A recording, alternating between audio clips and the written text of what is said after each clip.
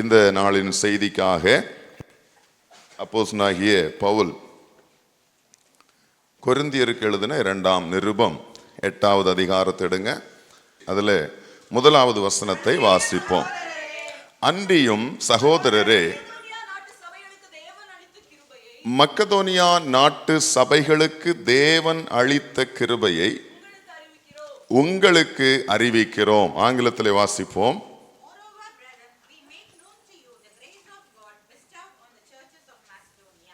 ஆமென், ஹல்லேலூயா. ஆண்டவர் கொடுத்த வார்த்தைகளுக்காக கர்த்தரை நான் ஸ்தோத்திரிக்கிறேன். கர்த்ததாமே நம்மோடு கூட பேசுவாராக. ஆமென். நான் வாசித்த இந்த வசனத்தில் இங்கே அப்போஸ்தலனாகிய பவுல் கொரிந்து சபைக்கு மக்கதோனியா நாட்டில் காணப்பட்ட சபையை குறித்து எழுதுகிறார். ஹல்லேலூயா. வாசித்தபடி மக்கதோனியா நாட்டு சபைகளுக்கு தேவன் அளித்த கிருபையை உங்களுக்கு அறிவிக்கிறோம். அப்போ மக்கதோனியா நாட்டில் இருந்த சபைகளுக்கு தேவன் விசேஷித்ததான கிருபைகளை அளித்திருக்கிறார். அந்த கிருபைகளை, எந்தெந்த கிருபைகளை எதெல்லாம் ஆண்டவர் அந்த சபைக்கு கொடுத்திருந்தாரோ அதை கொரிந்து சபைக்கு இங்கு எழுதுகிறதை நீங்கள் வாசிக்க முடியும். அதே போல மக்கதோனியா நாட்டு சபையிலே கொரிந்து சபையை குறித்தும், கொரிந்து சபைக்கு தேவன் அருளின கிருபைகளை குறித்தும் அதாவது எழுதியிருக்கிறதை நீங்கள் 9வது அதிகாரத்தில் நீங்கள் வாசிக்க முடியும். அப்போ பவுல் ஒவ்வொரு சபைகளுக்கு மத்தியிலே, ஒவ்வொரு சபைகளிலே தேவன் வெளிப்படுத்தின கிருபைகளை, சபைகளிலே தேவனுக்கென்று அவர்கள் சபைகள் செய்யக்கூடிய நன்மைகளை சபைக்கு சபை என்ன செய்கிறார்? சொல்லுகிறார். எதற்காக என்று சொன்னால், தேவனுடைய கிருபையை வெளிப்படுத்துவதற்கும் தேவனுடைய செயல்களை வெளிப்படுத்துவதற்கும்.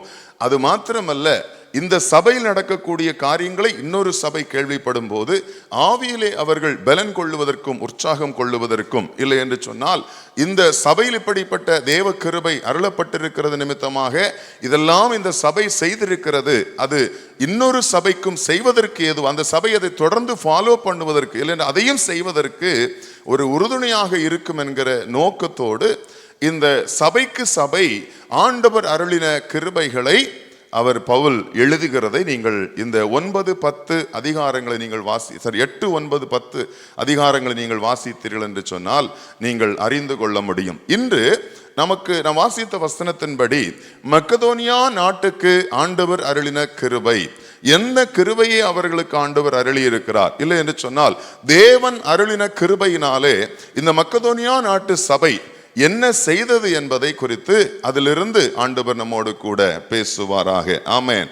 பிரயோஜனமான வார்த்தைகளை கற்று தருவார் என்று நம்புகிறேன். ஆமென். அப்ப வேதத்துல இங்க நாம் கேட்டது போல மக்கதோனியா நாட்டு சபைகளுக்கு அப்படின்னு சொன்னா ஒரு சபையை குறித்து அங்க சொல்லவில்லை, சில சபைகளை குறித்து அங்க பவுல் சொல்லுகிறார். அப்போ மக்கதோனியா நாட்டில் எந்தெந்த சபைகள் காணப்பட்டது என்பதை குறித்து முதலாவது நாம் பார்க்கலாம். மக்கதோனியா நாட்டு சபை நாம் தேடின போது கண்டுபிடித்த 2 சபை, பிலிப்பியர் சபையும் தெசலோனிக்கிய சபையும் மக்கதோனியா நாட்டில் இருந்த சபை என்று சொல்லி கண்டுபிடிக்க முடிந்தது. இனி இதுக்கு மேல வேற ஏதாவது சபைகள் இருக்கிறதா என்பதை நான் சரியாக சொல்ல முடியாது. ஆனால் ஒரு சில வசனங்களை வாசிக்கும் போது உங்களுக்கு ஆதாரமாக இதை நீங்கள் கண்டுபிடிக்க முடியும். வாசிக்கலாம். அப்போஸ்தலர் நடபடிகள் 16வது அதிகாரம் 16 12வது வசனத்தை வாசிங்க. அங்கே இருந்து மக்கதோனியா தேசத்து நாடுகளில் ரோமர் குடியேறினதுமான பிலிப்பு பட்டணத்துக்கு வந்து அந்த பட்டணத்திலே சில நாள் தங்கி இருந்தோம். அப்போ இந்த மக்கதோனியா நாடுகளில் காணப்பட்ட சபைகளில் ஒரு சபை எது அப்படின்னு கேட்டீங்கன்னா, பிலிப்பு பட்டணத்தில் காணப்பட்ட பிலிப்பு சபை. Price the Lord. ஆங்கிலத்தில் வாசிக்கும் போது நீங்க அதுல கொஞ்சம் கூட தெளிவாக நீங்கள் காண முடியும். பிலிப்பியருடைய நிருபத்தை நீங்க பவுல் எழுதும் போது கூட இதை நீங்கள் தெளிவாக அதில் காண முடியும். அப்போ மக்கதோனியா நாட்டில் காணப்பட்ட சபைகளுக்கு தேவன் அருளின கிருபையை அப்படின்னு சொல்லி பவுல் சொல்லுகிறார். அப்போ ஒரு சபை எதுவென்று சொன்னால் இந்த பிலிப்பியர் சபை. 2வது சபை நான் சொன்னேன் தெசலோனிக்கியா சபை. 27ஆம் அதிகாரம் அப்போஸ்தலர் 2ஆம் வசனத்தை வாசிங்க. அது நிமித்தம் ஊர்க்கப்பலில் நாங்கள் ஏறி ஆசியா நாட்டு கரைபிடித்தோட வேண்டும் என்று நினைத்து புறப்பட்டோம். மக்கதோனியா தேசத்து தெசலோனிக்கே பட்டணத்தான் ஆகிய அரிஸ்தர்க்கு எங்களுடனே கூட இருந்தான். அப்போ இங்க நம்ம இரண்டாவது சபையை பார்க்கிறோம். மக்கதோனியா நாட்டு சபைகளில் முதல் சபை ஒன்று நம்ம வாசித்தோம், பிலிப்பு சபை. இரண்டாவது தெசலோனிக்கியா சபை. அப்போ இந்த பிலிப்பு சபையை குறித்தும் தெசலோனிக்கியா சபையை குறித்தும் பவுல் அகாயா நாட்டில் இருக்கிறதான கொரிந்து சபைக்கு எழுதுகிறார். Price the Lord. நீங்க வாசிக்கும் போது திரும்ப அந்த அதிகாரத்தை நீங்க திருப்புங்க. 2 கொரிந்தியர் 8ஆம் அதிகாரத்தை நீங்க திருப்பும் போது முதல் வசனத்தில் வாசித்தோம், மக்கதோனியா நாட்டு சபைகளுக்கு தேவன் அளித்த கிருபை இல்லையா. அடுத்தது 9:2 வாசிங்க. உங்கள் மன விருப்பத்தை அறிந்திருக்கிறேன், அகாயாவில் உள்ளவர்கள் 1 வருஷமாக ஆயத்தமாய் இருக்கிறார்கள் என்று நான் மக்கதோனியருடனே சொல்லி உங்களை புகழ்ந்தேனே. உங்கள் ஜாக்கிரதை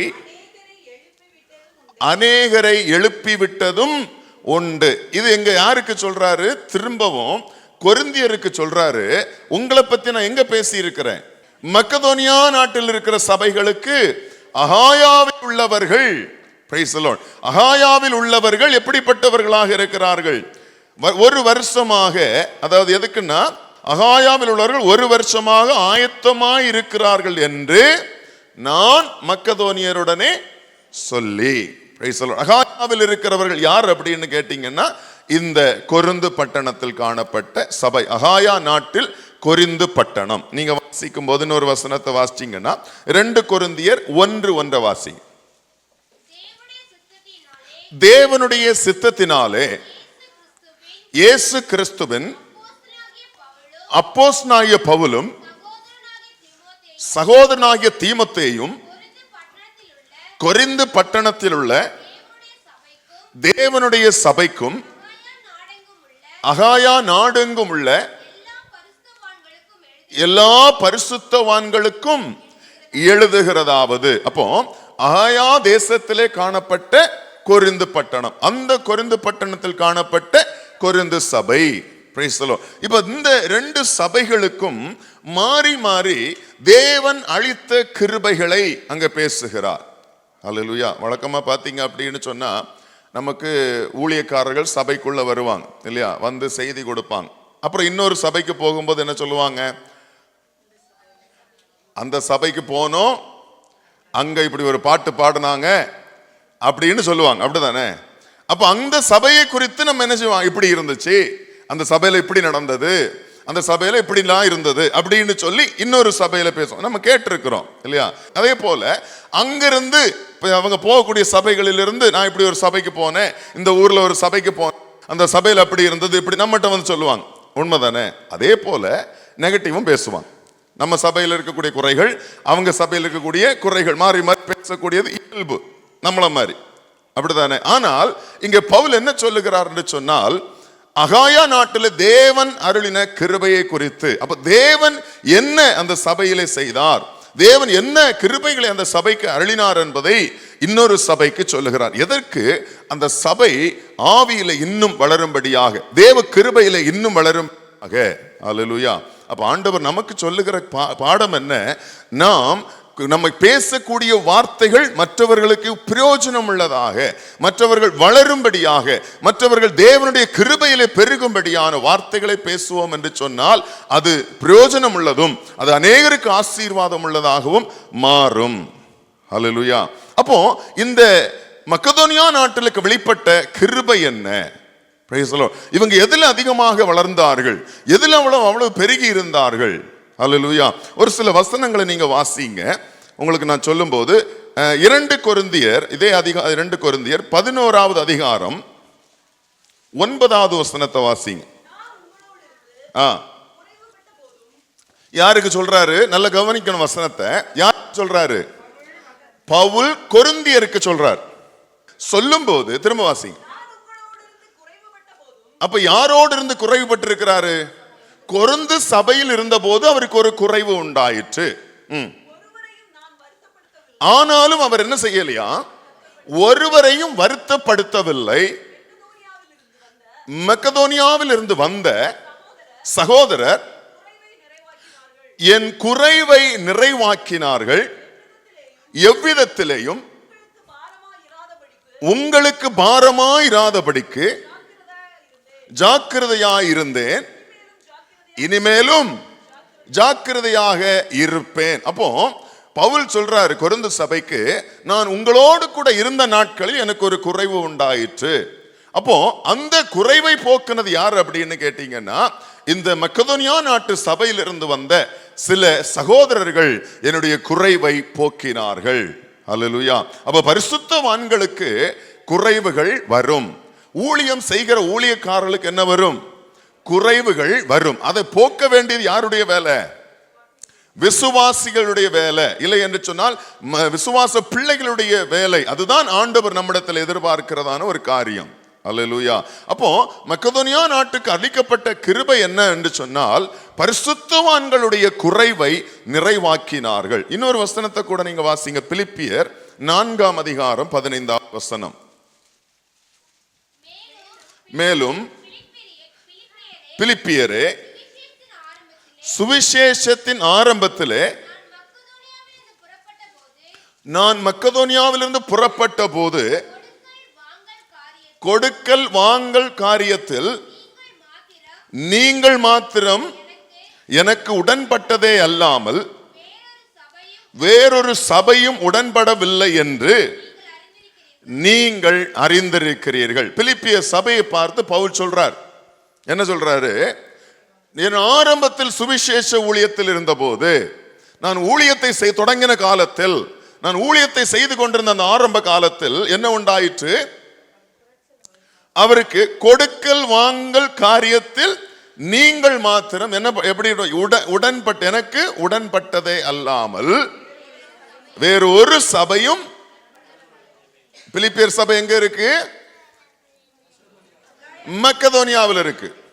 இப்போ பவுல் சொல்றாரு, பிலிப்பு சபையை பார்த்து சொல்றாரு, கொடுக்கல் வாங்கல் காரியத்தில் நீங்கள் மாத்திரம். அதாவது பவுலுடைய ஆரம்ப காலம். வழக்கமாகவே ஆரம்ப காலத்தில் ஊழியக்காரர்கள் ஃபேஸ் பண்ணக்கூடிய ஒரு பெரிய பிரச்சனை இல்லையா?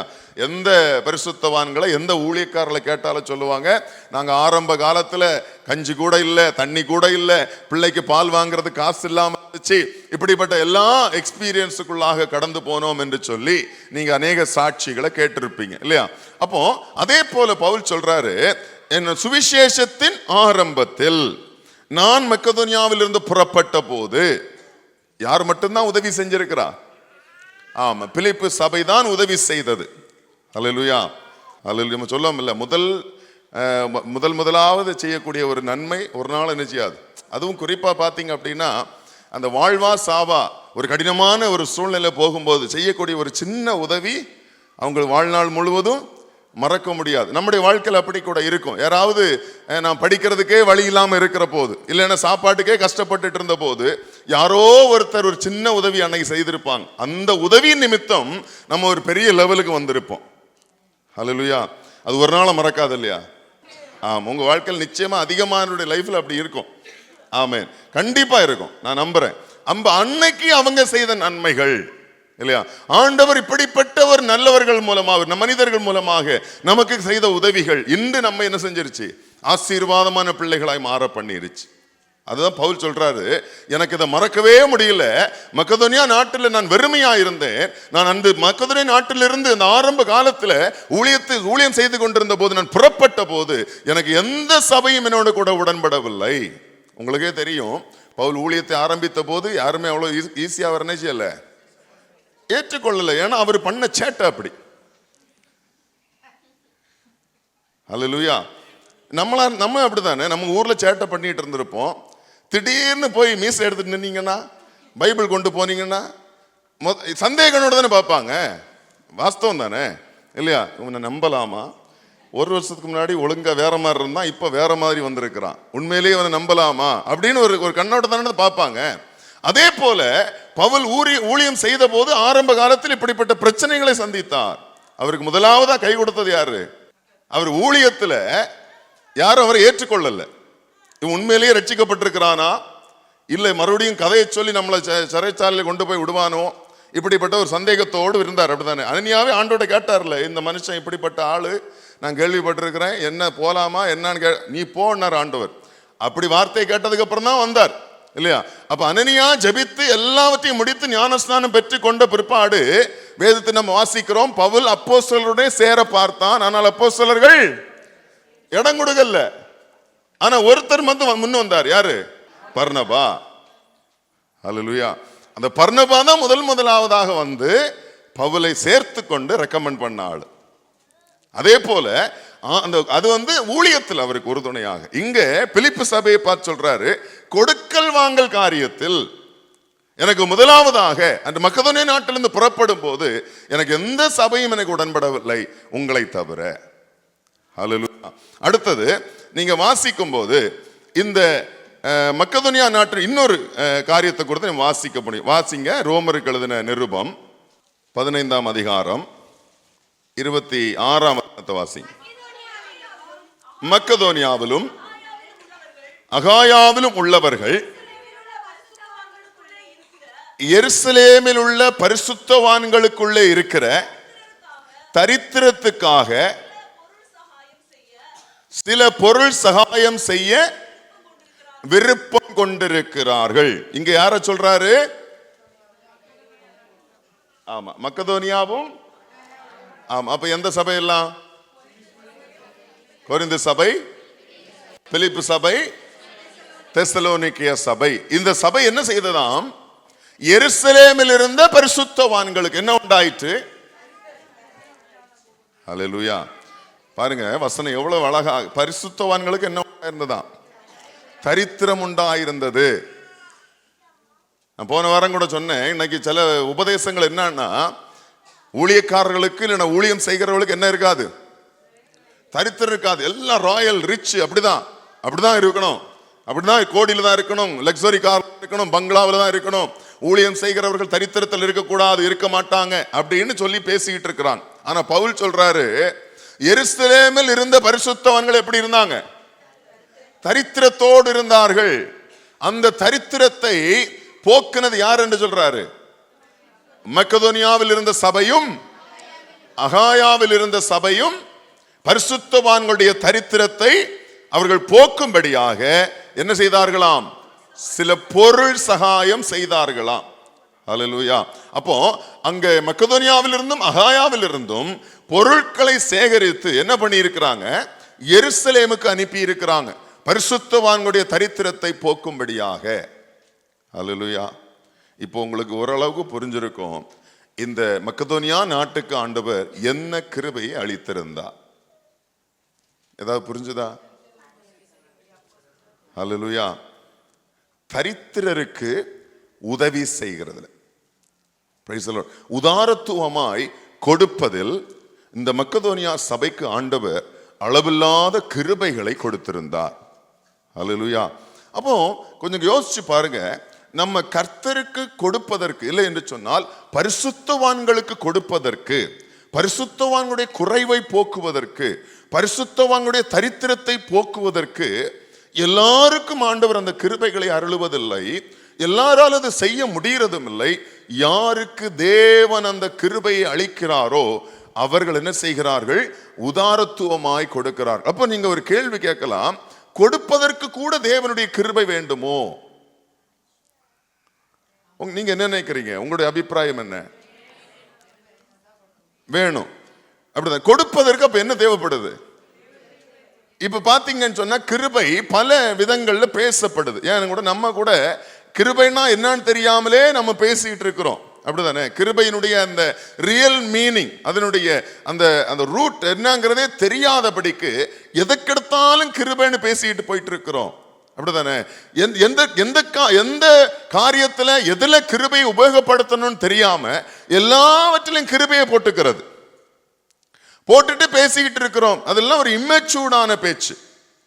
ஆனா உண்மையிலேயே கிருபை என்பது எதற்கு? ஹல்லேலூயா.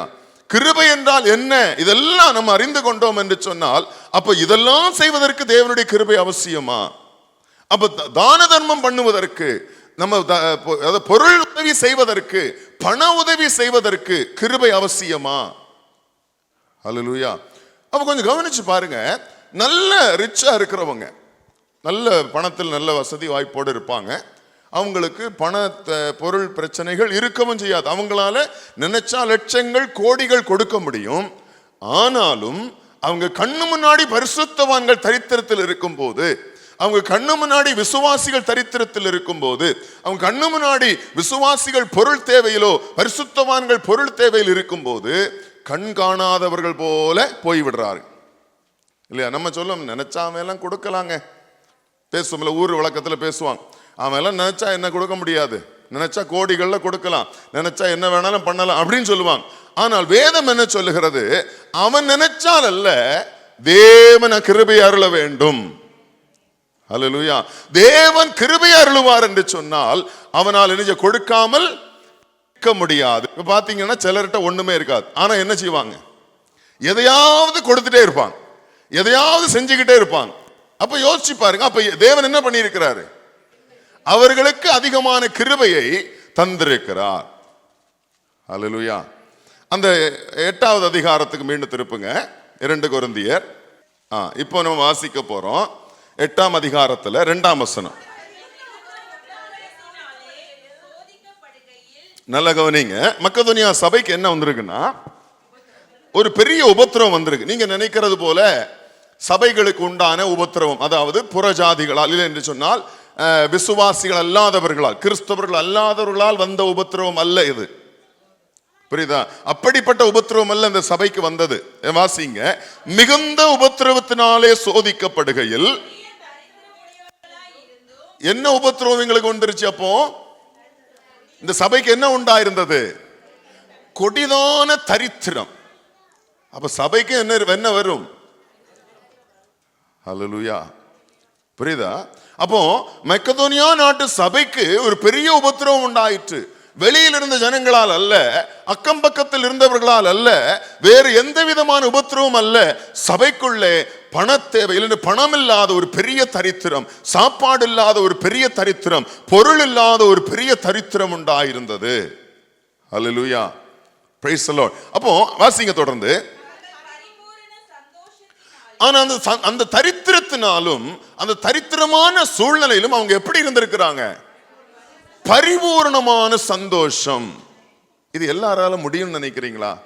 இப்ப இயல்பா பாத்தீங்கன்னா சிலர் நிறைய வச்சிருப்பாங்க, சந்தோஷமா இருக்க மாட்டாங்க.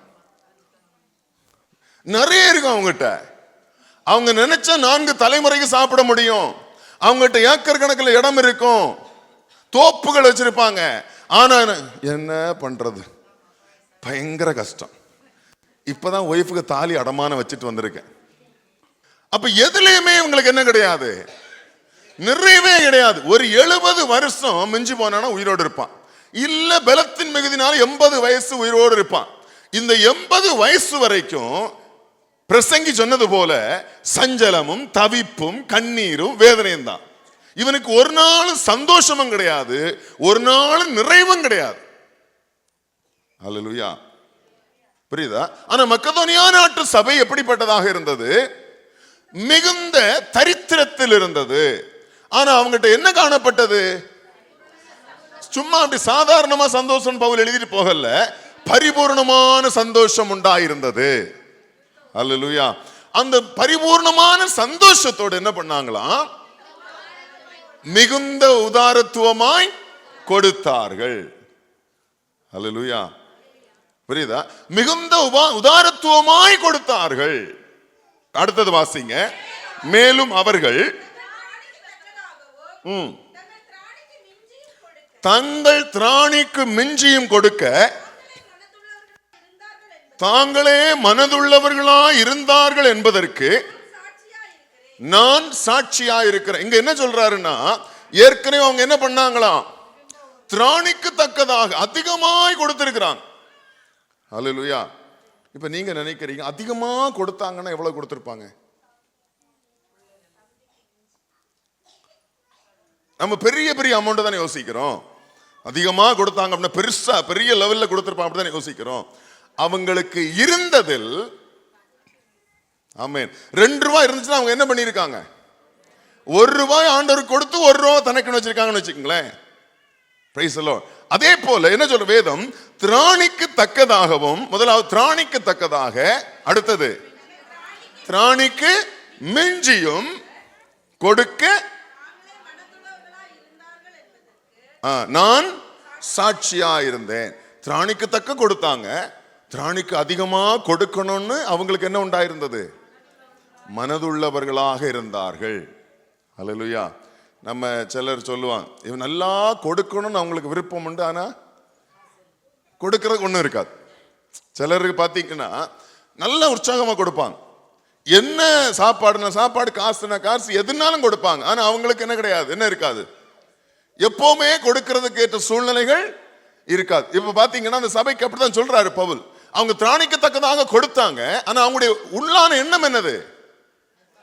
திராணிக்கு அதிகமாக கொடுப்பதற்கு அவங்க மனதுள்ளவர்களாக இருந்தார்கள் என்பதற்கு நான் சாட்சியா இருக்கிறேன். ஹல்லேலூயா. அப்போ இது ஒரு பெரிய உபதேசமா, இது நமக்கு தேவையா அப்படின்னு கேட்டீங்கன்னா, இந்த கொடுக்கிறது என்பது இது ஒரு பெரிய டாக்டரின், ஆக்சுவலி ஒரு உபதேசம். அப்போ புதிய ஏற்பாட்டு சபைக்கு தான், இல்ல பவுல் தான் இதை எழுதியிருக்கிறார். கவனிச்சு பார்த்தீங்கன்னா, நீங்க ஆதியிலிருந்தே கவனிக்கும் போது இந்த கொடுக்கிறதை ஆண்டவர் விரும்புகிறார், இல்லைன்னா உற்சாகப்படுத்துகிறார். அல்லேலூயா. இயேசு ஊழியம் செய்த போது இல்லையா, நமக்கு எல்லாருக்கும் தெரிந்திருக்கக்கூடிய ஒரு சம்பவம். ஒரு ஏழை விதவை என்ன பண்ணாங்க? 2 ரூபா போட்டாங்க. காணிக்கை பெட்டியில் அமர்ந்து, இயேசு எங்க உட்கார்ந்துட்டு இருக்காரு? ஆமா, கொஞ்சம் யோசிச்சு பார்த்தேன் நான். ஆண்டவர் இந்த பக்கத்துல காணிக்கை பை பக்கத்துல உட்கார்ந்துட்டு இருக்க ஒரு சீன் யோசிச்சு பாருங்க. இது இம்பார்ட்டன்ட். அப்படி அப்ப அவ்வளவு முக்கியமானதா அது இல்லையா? அப்ப ஆண்டவர் எங்க அமர்ந்து இருக்கிறாரு? சம்பவத்தை வாசிங்க. 6ஆம் அதிகாரம், லூக்கா எழுதின சுவிசேஷம்.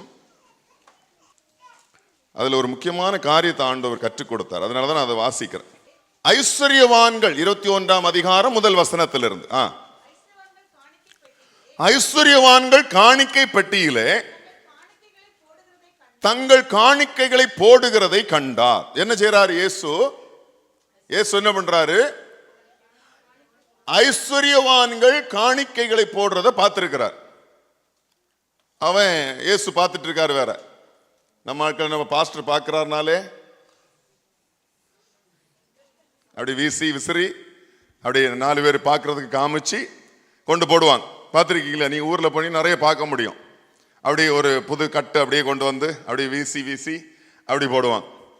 இல்லைன்னா அப்படி ஒரு பெரிய லெவல்ல இந்த உபயம், இது பார்த்தீங்கன்னா இது ஒரு போடியம் இல்லையா? சில போடியத்தில் பார்த்தீங்கன்னா இங்க ஒரு பேர் இருக்கும், உபயம் இன்னார். வலது கை கொடுக்கிறதை, இது இயேசு சொன்னது. இது அந்த இயேசு ஊழியம் பண்ண காலத்தில் இருந்திருக்கு பாருங்களேன். பணக்காரன் எல்லாம் வந்து என்ன பண்ணியிருக்கிறான்? ஷோ பண்ணியிருக்கிறான். நான் 1 லட்சம் கொடுத்துருக்கேன், நான் இந்த 50,000 கொடுக்குறேன், நான் இந்த புது கட்டு அப்படியே கொடுக்குறேன். சிலர் கொடுப்பாங்க 1 லிருந்து 100 வரையிலும் உள்ள சீரியல் நம்பர், இந்த வச்சுக்கோ அப்படின்னு ஒரு பந்தாவுக்கு. இதுதான் இயேசு பார்த்துக்கிட்டே இருக்கிறார். பார்க்கும்போது பணக்காரர்கள் காணிக்கை பெட்டியில தங்கள் காணிக்கைகளை போடுகிறதை கண்டார். அப்ப காணிக்கை பெட்டியில போடக்கூடிய காணிக்கை யார் காண்கிறா? ஆமா, அதனால இயேசு பார்க்கிறார், கவனமா போடணும். அல்லேலூயா. அடுத்தது வாசிங்க. ஒரு ஏழை விதவை 2 காசை போடுகிறதையும் கண்டு. அப்ப பணக்காரன் போட்டதையும் கண்டார், ஏழை போட்டதையும் கண்டார். அந்த 2 பேர் காணிக்க கொடுத்த அந்த இருதயத்தை கர்த்தர் பார்த்திருக்கிறார். புரியுதா? அதுக்கு விளக்கம் சொல்றாரு ஆண்டவர். இந்த ஏழை மற்றெல்லாரை பார்க்கலும் அதிகமாக போட்டாள் என்று மெய்யாகவே உங்களுக்கு சொல்லுகிறேன். ஆமா, ஏழை எப்படி கொடுத்தாங்களாம்? அதிகமா கொடுத்திருக்கிறாங்க. அப்படிதானே? ஐஸ்வர்யவான்கள் பார்வையின்படி அதிகம் தந்தாங்க. ஆனா இயேசு யாரை குறிச்சு பேசுறாரு? இந்த ஏழை விதவை அதிகமாய் போட்டாள், எல்லா ஐஸ்வர்யவான்களை பார்க்கலும் அதிகமாக போட்டாள் அப்படின்னு சொல்லிட்டு, இது எப்படி அப்படின்னு ஆண்டவர் இங்க விளக்குறார். வாசிங்க. அவர்கள் எல்லாரும் தங்கள் பரிபூரணத்தில் இருந்து எடுத்து தேவனுக்கென்று காணிக்கை போட்டார்கள். இப்ப அவனுக்கு ஒரு 10 கோடி ரூபாய் இருந்ததுல 1 லட்சம் ரூபாய் போட்டான். அவனுக்கு 10 கோடிங்கிறது அவனுக்கு ஒரு பரிபூரணம் இல்லையா? அவனுக்கு ரொம்ப ஒரு பெரிய ஆசீர்வாதம். அதுல இருந்து 1 லட்சம் கொடுத்தது அவனுக்கு பெரிய விஷயம் இல்ல. அல்லேலூயா, அப்படிதானே? இப்போ அதே போல அடுத்தது வாசிங்க. இவளோ தன் வறுமையில் இருந்து, ஏழை விதவை வறுமையில் இருக்க, தரித்திரத்தில் இருக்கிறாங்க. அவங்க அடுத்த வேளை ஆகாரத்துக்கு என்னதான் வச்சிருந்தாங்க? 2 ரூபாய் தான் பையில வச்சிருந்தாங்க. ஆனா ஆலயத்துக்கு வந்த போது கொடுக்கணும் அப்படின்னு கிருபையை பெற்று, அந்த கொடுக்கிறது கிருபையை தந்தது யாரு? கர்த்தர்.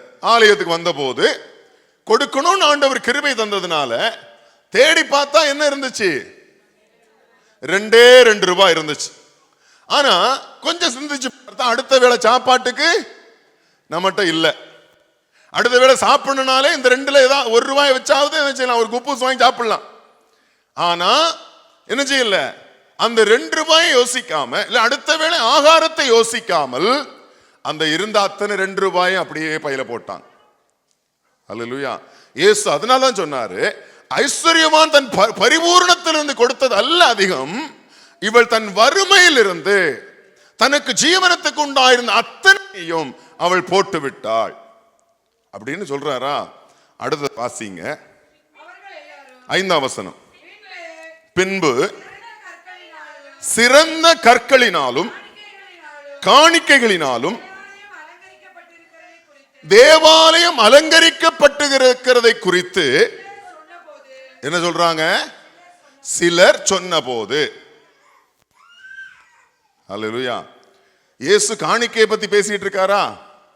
பேசிட்ட போது சிலர் என்ன சொல்றாங்கன்னா, தேவாலயம் அலங்கரிக்கப்பட்டிருக்கிறதை குறித்து பேசுறாங்க. தேவாலயம் எப்படி அலங்கரிக்கப்பட்டிருக்கிறது? சிறந்த கற்களினாலும் காணிக்கைகளினாலும். அப்ப எந்த காணிக்கைகள்?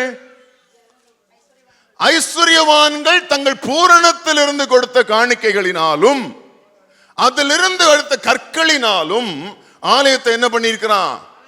அலங்கரித்து வைத்திருக்கிறான். அல்லேலூயா. இப்ப பாத்தீங்கன்னா இன்னைக்கு ஊர்ல பெரிய போட்டி எதுல தெரியுமா?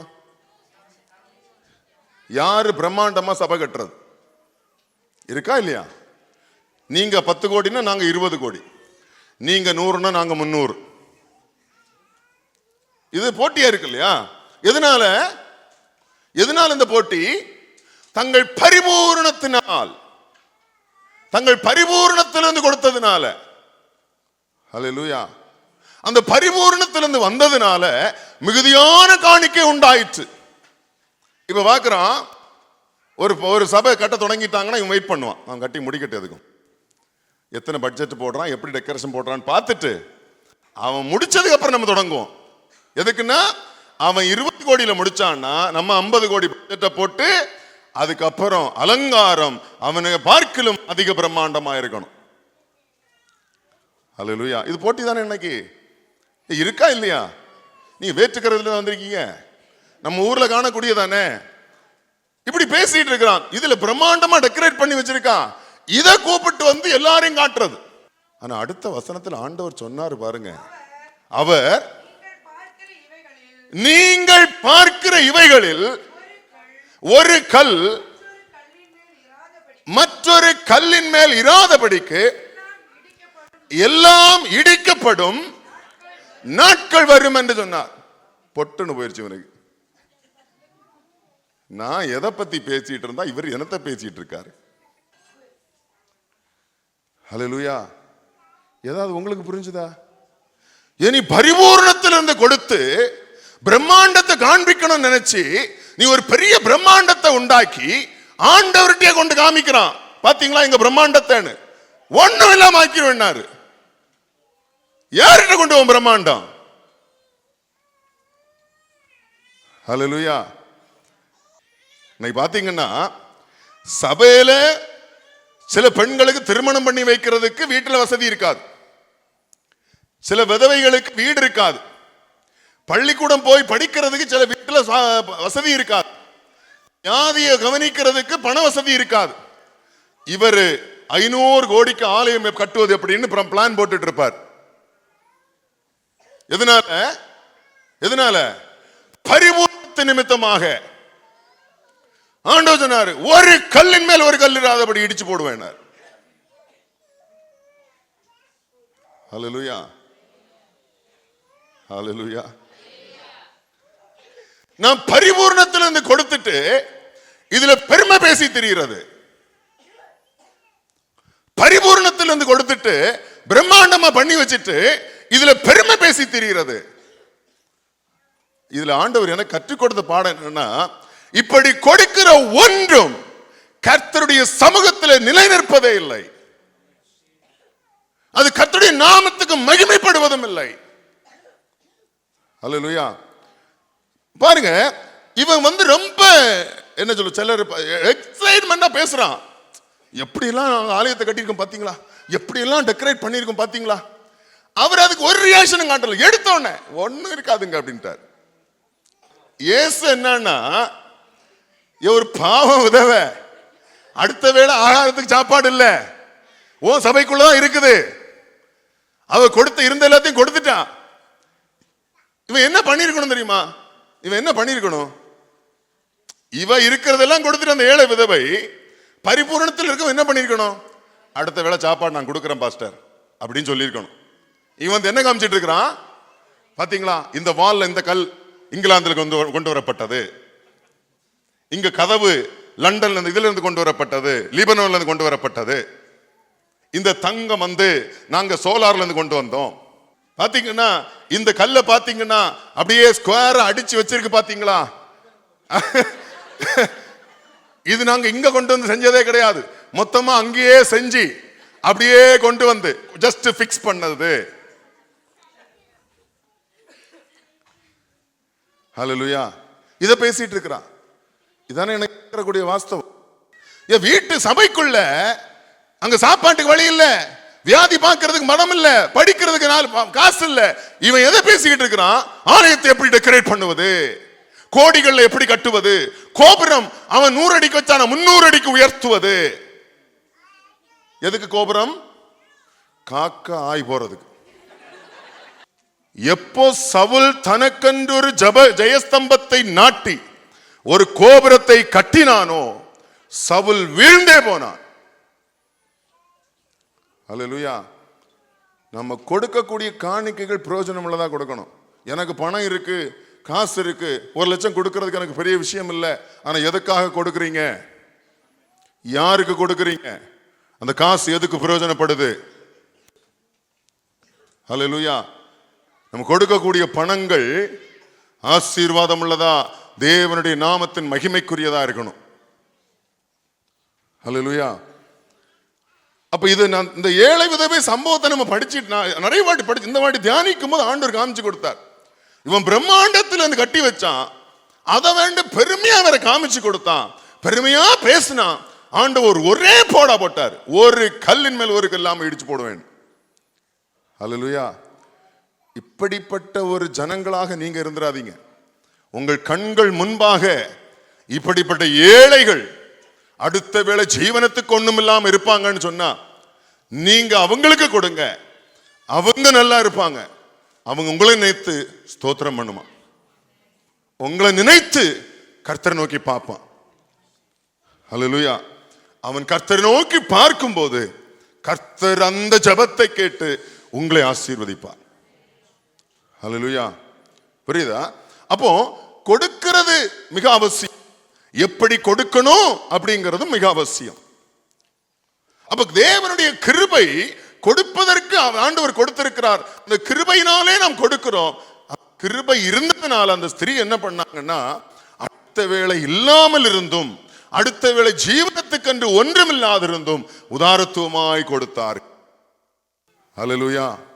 ஆண்டவர் எதை மெச்சிக்கொண்டார்? நீ பெருசா பிரம்மாண்டம் ஆலயத்தை கட்டி வச்சிருக்கிறதுல அவர் மெச்சிக்கொள்ளல. அவர் எதிலே மெச்சிக்கொண்டார்னா, இந்த ஏழை விதவை தனக்கு உண்டாயிருந்த ஜீவனத்துக்கென்று வைத்திருந்த எல்லாவற்றையும் போட்டு விட்டார். ஹல்லேலூயா. இப்படிப்பட்ட சூழ்நிலை நீங்க இருக்கீங்கன்னு சொன்னா, நீங்க இதிலிருந்து உற்சாகமா கொடுத்திருக்கிறீங்கன்னு சொன்னா, நிச்சயமா நான் சொல்றேன், கர்த்தரால் நீங்கள் புகழப்படுவீர்கள்.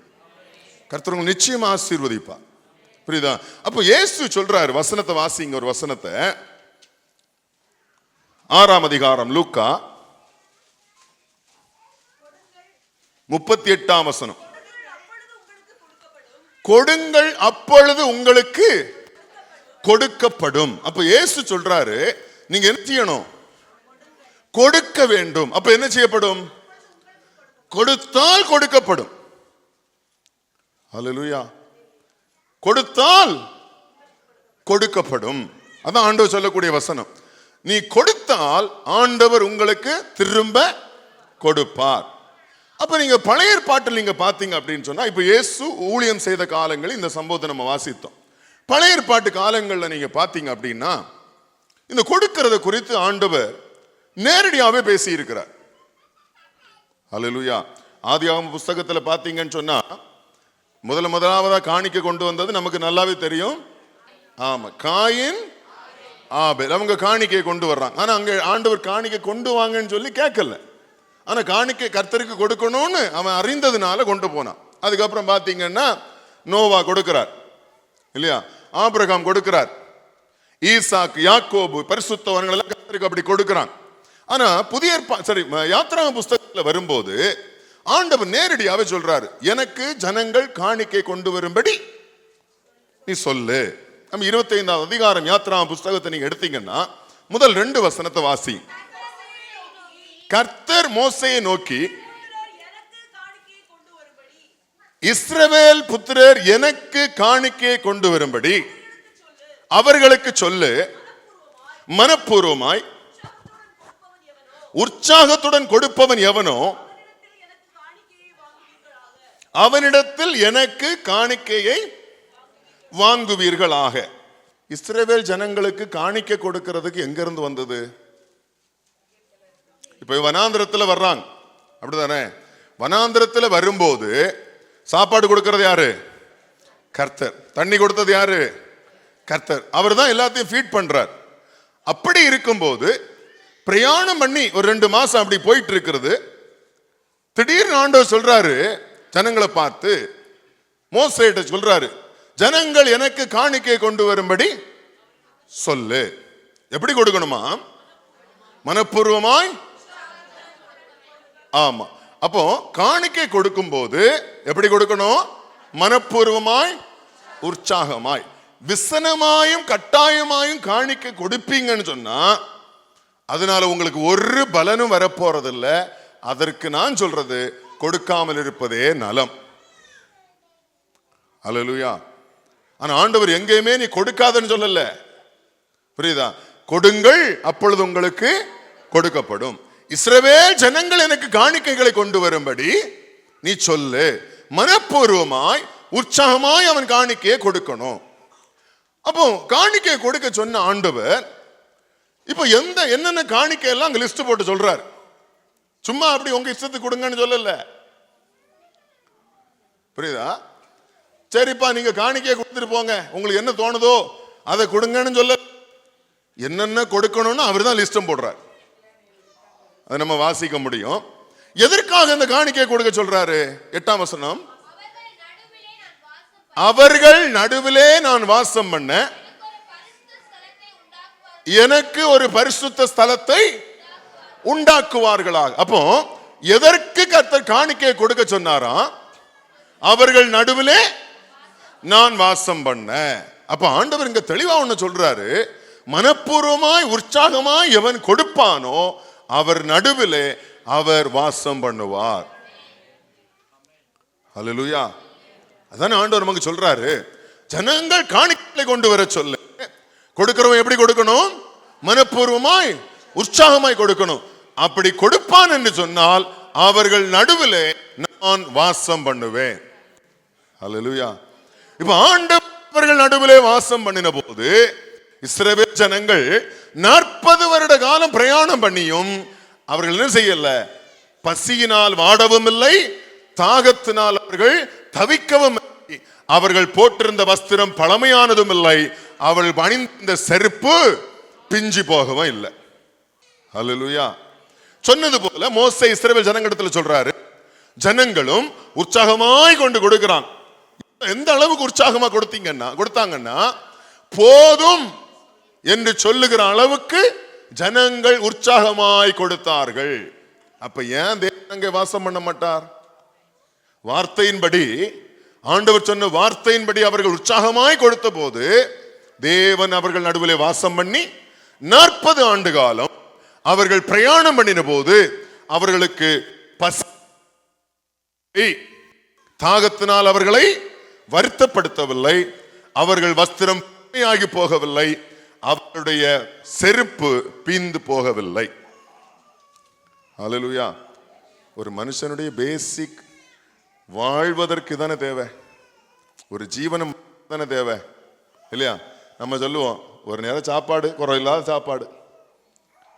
நான் எனக்கு பெரிய பணக்காரன் ஆகலைன்னு பரவாயில்லைங்க, நானும் என் பிள்ளைங்களும் உயிரோடு இருக்கிற நாள் வரைக்கும் கஷ்டம் இல்லாத சாப்பாடு, போட்டுக்கொள்ள வஸ்திரம், இதானே நமக்கு தேவை.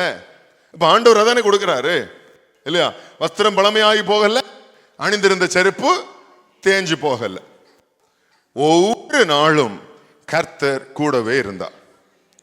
இப்ப இந்த காணிக்கை கொண்டு வர சொன்ன ஆண்டவர் எந்த காணிக்கை இவங்கிட்ட எங்க இருந்து அந்த காணிக்கை வந்தது அப்படின்னு கேட்டீங்கன்னா கர்த்தரே இவர்களுக்கு கொடுத்தது. ஹல்லேலூயா. ஆண்டவர் இவர்களுக்கு கொடுத்ததிலிருந்து ஆண்டவர் காணிக்கையை கொண்டு வரும்படி சொன்னார். ஹல்லேலூயா. அப்போ நீங்க கவனிங்க, அப்ப ஆண்டவர் அவர்களுக்கு கொடுத்தார். ஏன் ஆண்டவர் கொடுத்தார் தெரியுமா? 400 வருஷம் இவன் கூலி இல்லாம வேலை பார்த்தான். அதுல கொஞ்சம் கற்பனை பண்ணி பார்த்தோம்னா ஒருவேளை யோசேப்பின் காலம் வரைக்கும் அவங்களுக்கு நல்ல இருந்திருக்கலாம். ஒருவேளை யோசேப்புக்கு அடுத்தது ஒரு 100 வருஷம் வரைக்கும் அவங்களுக்கு பிரச்சனை இல்லாம கூட ஓடி இருக்கலாம். ஆனா வருஷங்கள் போக போக யோசேப்பை மறந்த ராஜா, இல்லை என்றால் அறியாத ராஜா வந்தபோது என்ன உண்டாயிற்று? நெருக்கமும் உபத்திரவம் உண்டாயிற்று. இவங்கிட்ட கடுமையா வேலை வாங்குறான், ஆனா என்ன செய்யல? அதற்குரிய கூலி கொடுக்கல, அடிமைத்தனமாக நடத்துறான்.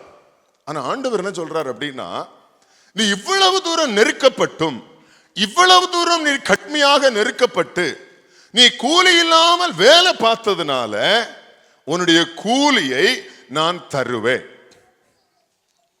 ஹல்லேலூயா. யார் உன்னுடைய கூலியை பிடித்து வைத்திருந்தானோ அவனே உனக்கு கொடுக்கும்படி செய்வேன். ஹல்லேலூயா.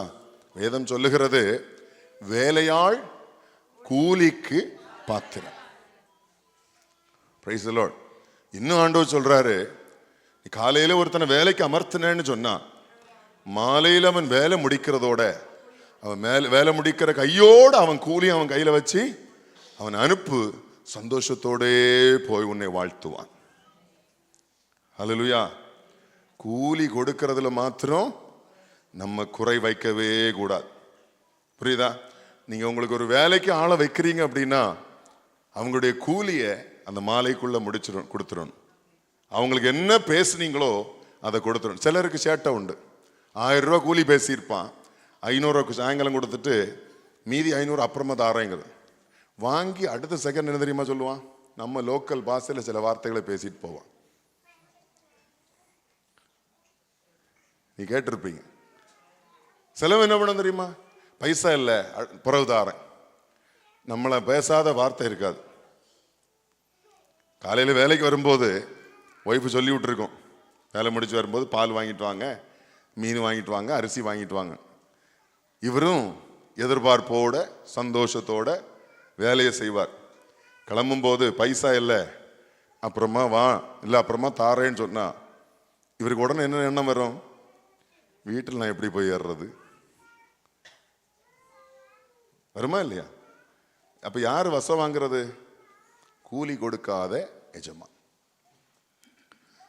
தேவ பிள்ளைகளுக்கு நான் சொல்றேன், வசனம் சொல்லுது, ஒருவனை கூலிக்கு அமர்த்தி கொண்டால் அவனுக்குரிய கூலி பேசினதன்படி கொடுக்கணும், இல்லைன்னா பேசினதுக்கு 1 ரூபா கூட கொடுக்கணும். அதுல 1 ரூபா குறைக்கவும் கூடாது, காலம் தாழ்த்தவும் கூடாது. இதை நீங்க செஞ்சு பாருங்க, உங்ககிட்ட வேலை செய்யறதுக்கு அவன் விருப்பத்தோடு வந்து வேலை செய்வான், உங்களை வாழ்த்துவான், 4 பேர்கிட்ட போய் சொல்லுவான், நீங்க தைரியமா அங்க வேலைக்கு போங்க, உங்களுக்கு கூலி கிடைக்கும். வேலை முடிஞ்சா கையில கூலி தருவான் அப்படின்னு இந்த பழக்கத்தை நீங்க கடைபிடிங்க. உண்மையில சொல்லி நல்லா இருப்பீங்க. கூலிக்காரனுடைய வயிற்றெரிச்சலுக்கு மாத்திரம் நம்ம ஆளாயிடக்கூடாது. புரியுதா? கூலி ஆட்களுடைய வயிற்றெரிச்சலுக்கு நம்ம ஆளாயிடக்கூடாது. ஒரு நாள் அது ஆசீர்வாதத்தை கொண்டு வராது. ஒரு எக்ஸாம்பிளுக்கு நான் உங்களுக்கு சொல்றேன். நீங்க கஷ்டப்பட்டு ஒரு வீட்டையே உண்டாக்குறீங்கன்னு வைங்களேன், இல்லையா? அவங்களோட கூலி என்ன செஞ்சிருங்க. ஏன்னா அந்த வீடு யாருக்கு? உங்களுக்கு. நீங்க சந்தோஷத்தோட ஆசீர்வாதத்தோட அங்க போய் ஜீவனம் பண்ணணும். அது சந்தோஷத்தின் மிகுதினாலதான் வரணும். வயிற்றெரிச்சல் வரக்கூடாது. புரியுதா? வயிற்றெரிச்சலோடு அந்த வீட்டுக்குள்ள போகக்கூடாது. 4 பேருக்கு காசை பிடிச்சு வச்சுட்டு அந்த வீட்டுக்குள்ள குடியேறக்கூடாது. அது ஆசீர்வாதத்தை கொண்டு வரவே வராது. அதனால நமக்கு சந்தோஷம் வரப்போறதும் இல்லை. ஹல்லேலூயா. புரியுதா? இது ரொம்ப கவனிக்கப்பட வேண்டிய ஒரு காரியம். ஆண்டவரே சொன்னார், நீ கூலிக்கு அமர்த்தினா என்ன பேசுன அந்த கூலியை கொடு. அந்த சாயங்காலம் முடிகிறதுக்குள்ளாக அவனுக்கு அந்த கூலியை கொடுத்து அனுப்பு. அவன் உன்னை வாழ்த்துவான், சந்தோஷத்தோட போவான். ஹல்லேலூயா. இப்ப கவனிங்க, தன்னுடைய ஜனங்கள், இஸ்ரவேல் என்று அழைக்கப்பட்ட தன்னுடைய ஜனங்கள் கடுமையா உழைக்கிறாங்க. ஆனா என்ன இல்லை? கூலி இல்லை. கடுமையா வேலை செய்யறான், வேலை வாங்கப்படுறான். ஆனா அவனுக்குரிய கூலியோ கொடுக்கப்படுறதில்லை, கிடைக்கிறதில்லை. இப்படி நாளுக்கு நாள் நெருக்கம் வந்தபோது, நெருக்கப்பட்ட போது அவன் யாரை நோக்கி முறையிட்டான்? தன்னுடைய தேவனை நோக்கி முறையிட்டான். ஆண்டவர் அந்த முறையிடுதலை கேட்டார். ஹல்லேலூயா.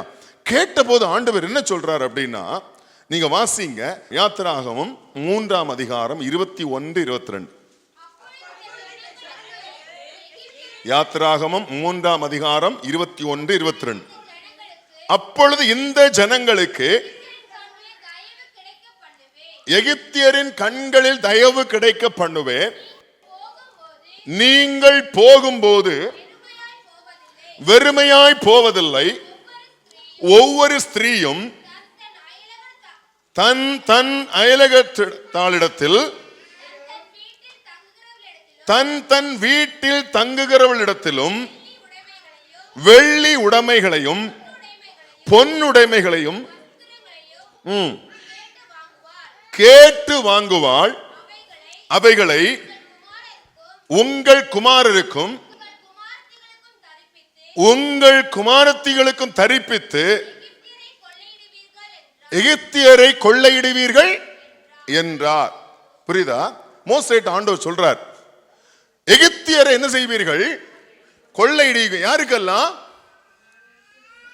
உங்களுக்கும் உங்க பிள்ளைகளுக்கும். இவ்வளவு நாள் நீ கூலி இல்லாம வேலை பார்த்த, ஆனா நான் என்ன செய்ய போகிறேன்? நான் ஒரு பலத்த காரியத்தை செய்ய போகிறேன். இனி எகிப்தியரை நீ என்ன செய்வாய்? அதாவது எவன் உங்களுக்கு கூலியை தரவில்லையோ அவனை நீங்கள் கொள்ளையிடும்படியாய் செய்வேன். இது ஆண்டவர் கொடுக்கிறார். புரியுதா? எகிப்தியரை கொள்ளையிடுவீர்கள். அடுத்தது வாசிங்க. இல்ல 11ஆவது அதிகாரம் 2ஆம் வசனம். இப்பொழுது ஒவ்வொருவனும் அவனவன் அயலாளிடத்திலும் ஒவ்வொருத்தியும் அவளவள் அயலாளிடத்திலும் வெள்ளி உடைமைகளையும் பொன்னுடைமைகளையும் கேட்கும்படி ஜனங்களுக்கு சொல் என்றார். இப்ப என்ன செய்யறாங்க? ஆண்டவர் சொல்றாரு, நீங்க யார்கிட்ட கேளுங்க? எகிப்தியர் இடத்துல கேளுங்க. எது கேட்கணும்? வெள்ளி பொன்னு இவைகளை கேளுங்கிறார். ஹல்லேலூயா. இங்க என்னன்னா, சாப்பாட்டுக்கே வழி இல்லை, ₹1 வழி இல்லை. அப்படி அடிமைத்தனத்துல நெருக்கப்படுறாங்க. இப்ப ஆண்டவர் சொல்றது என்ன அப்படின்னா, நீ கேட்கறது எப்படி கேளு? வெள்ளிய கேளு, பொன்ன கேளு. ஹல்லேலூயா. பெருசா கேளுங்க. சிலவன் சொல்லுவான், இல்ல கேட்கறதே பெருசா கேளுங்க. எப்பவுமே பெருசா கேட்கணும் ஆண்டவர்கிட்ட. அவர் பெரியவர், அதனால உங்களுக்கு பெருசா தருவார். இப்படி நிறைய பேர் பேசுறாங்க. ஆமா, இங்க ஆண்டவர் என்ன சொல்றாரு? நீ இதுவரைக்கும் ஒன்னும் அவன்கிட்ட வாங்கல, அவன் உனக்கு சாப்பாடு கூட ஒழுங்கா தரல. ஆனா இனி என்ன பண்ணு? பொன்னையும் வெள்ளியையும் கேட்டு வாங்கு. ஹல்லேலூயா. அதனை கொள்ளையிடுவாய் அவர்களை அப்படின்னு சொல்றார். இப்போ அடுத்த 12வது அதிகாரத்துல வந்தீங்கன்னா 32ஆம் வசனத்தை வாசிங்க. நீங்கள் சொன்னபடியே உங்கள் ஆடு மாடுகளையும். இப்ப தலைவர் என்ன சொல்றாரு? உங்கள் ஆடு மாடுகளை ஓட்டி கொண்டு போங்க. உங்களுக்குரிய ஆசீர்வாதத்தை முதலாவது நீங்க எடுத்து கொண்டு போங்க. அடிமைக்கு அது கொண்டு போக கூடாது, அடிமையாக வச்சிருந்தாரு. ஆனா இப்ப என்ன சொல்றாருன்னா, உங்ககிட்ட இருக்கக்கூடிய ஆசீர்வாதத்தையும் கொண்டு போங்க, என்னை ஆசீர்வதிங்க. அடுத்தது 35 வாசி. மோசே சொல்லி இருந்தபடி இஸ்ரவேல் ஜனங்கள் எகிப்தியரிடத்தில் வெள்ளி உடைமைகளையும் பொன்னுடைமைகளையும் வஸ்திரங்களையும் கேட்டார்கள். நல்ல கவனிங்க, இவன் கேட்கிறான். அங்க கர்த்தர் ஜனங்களுக்கு இதுவரையிலும் கிடைக்காத தயவு இப்ப கிடைக்கும்படி கர்த்தர் செய்தார். கர்த்தர் எகிப்தியரின் கண்களில் தயவு கிடைக்கும்படி செய்தார். என்ன செய்தான்? கேட்டதெல்லாம் கொடுத்தான். அல்லேலூயா. இது என்ன அப்படின்னு கேட்டீங்கன்னா, இவன் எகிப்தில எத்தனை வருஷ காலமாய் கூலி இல்லாமல் வேலை பார்த்தானோ அதற்கு எல்லாவற்றுக்கும் ஆண்டவர் இஸ்ரவேல் ஜனங்களுக்கு கொடுத்த கூலி. அல்லேலூயா. புரியுதா? இது அவன் கொடுக்கும்படியாக எகிப்தியரின் கண்கள் தயவு கிடைக்க பண்ணினது யாரு? ஒரு வருஷத்துக்கு ஒரு நாளைக்கு முன்னாடி, ஒரு 10 நாளைக்கு முன்னாடி கொடுக்காதவன், ஒண்ணுமே தராதவன், திடீர்னு ஆண்டவர் சொல்றாரு அவன் கொடுக்கும்படி, நீங்க கேட்கறதெல்லாம் கொடுக்கும்படி அவன் கண்கள் தயவு கிடைக்க பண்ணினேன். இப்ப அதே போல அவன் கேட்கிறான். வெள்ளி கேட்டான், பொன்னை கேட்டான், வஸ்திரங்களை கேட்டான், என்னென்ன கேட்டானோ எல்லாவற்றையும் அப்படி கொஞ்சம் கொஞ்சம் இல்ல, மொத்தமா. அல்லேலூயா.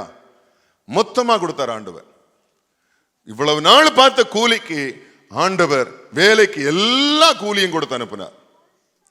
கொள்ளையடித்து விட்டு புறப்பட்டு போனார்கள். இந்த காலையில் ஆண்டவர் நமக்கு சொல்ற வசனம் என்ன? இப்படி நான் பிரயாசப்பட்டு ஒரு பிரயோஜனமும் இல்லாமல் இருக்கிறேனே, என்னுடைய பிரயாசங்கள் எல்லாம் வீணாய் போகிறதே என்று சொல்லி நீங்க நினைச்சிட்டு இருக்கீங்கன்னு சொன்னா, நீங்க கர்த்தருடைய சமூகத்தில் போய் முறையிடுங்க. அல்லேலூயா. ஜனங்கள் நெருக்கப்பட்ட போது அவர்கள் கர்த்தரிடத்தில் முறையிட்டார்கள், பார்வோனிடத்தில் அல்ல, இல்லை எகிப்தியரிடத்தில் அல்ல. அல்லேலூயா. கர்த்தரிடத்தில் முறையிட்டார்கள். கர்த்தர் அவர்கள் செய்த எல்லா வேலைக்கு கூலியை யார் பிடித்து வைத்திருந்தானோ அவன் கையில் இருந்து பறித்து கொள்ளையெடுப்பது கணக்கில்லாமல் கொடுத்தார் ஆண்டவர். அல்லேலூயா.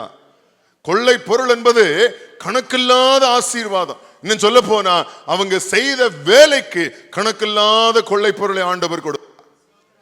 அல்லேலூயா. ஆண்டவர் தருவார். உங்களுக்கு இப்படிப்பட்ட சூழ்நிலை உங்க வாழ்க்கையில இருக்கு. நான் இவ்வளவு பிரயாசப்பட்டு ஒரு பலனும் இல்லை, நான் இவ்வளவு பிரயாசப்பட்டும் என்னுடைய பலனை வஞ்சித்து வைத்திருக்கிறான், எனக்குரிய பலன் வரவே இல்லை என்று சொல்லி நீங்கள் நினைத்து கொண்டிருக்கிறீர்கள் என்று சொன்னால், இன்று ஆண்டவர் சொல்லுகிறது, நீ மனுஷனிடத்தில் போய் முறையிடாத. மனுஷனுடைய இருதயத்தை ஏவுகிறவர், எகிப்தியனுடைய கண்கள் தயவு கிடைக்க பண்ணினவர், அவரிடத்தில் போய் முறையிடும் போது ஆண்டவர் உங்களுக்காக அங்கே பேசுவார். ஹல்லேலூயா. ஏன்னா இவ்வளவு ஒண்ணுமா ஒரு பிரயோஜனமும் இல்லையே, நான் வேலை செஞ்சு இவ்வளவு பிரயாசப்பட்டு வீணா போச்சே அப்படி நீங்க நினைக்காதீங்க. கர்த்தர் உங்களுடைய வேலைக்குரிய கூலியை கொள்ளை பொருளாக தருவார். ஹல்லேலூயா. அந்த பலனை நீங்கள் அனுபவிக்கும்படி கர்த்தர் செய்வார். இப்ப வந்துருச்சு ஒரு பல்கா ஒரு அமௌண்ட், அப்படிதானே? 400 வருஷம் வேலை பார்த்து பல்கா வந்துருச்சு, சந்தோஷமா கிளம்புனா. நமக்கு இப்ப என்னெல்லாம் இருக்கு? முதலாவது நம்முடைய உடைமை இருக்கு, ஆடு மாடு அதெல்லாம் நமக்குரிய உடைமைகள். இது இருக்கு, எகிப்தியனுடைய கொள்ளை பொருளும் இருக்கு. சந்தோஷமா வந்துட்டு இருக்கிறாங்க, எல்லாருக்கும் நல்ல செழிப்பு. இது போக வழியில ஒரு எக்ஸ்பென்ஸும் கிடையாது, நல்ல செழிப்பாவும் இருக்கு, கை நிறைய சம்பாத்தியமும் இருக்கு, வழிச்செலவும் ஃப்ரீ. இப்படி வந்துட்டே இருந்தாங்களா? அப்படி போயிட்டே இருந்துச்சா வண்டி 2 மாசமா? ஆண்டவர் கூப்பிட்டார். அல்லேலூயா.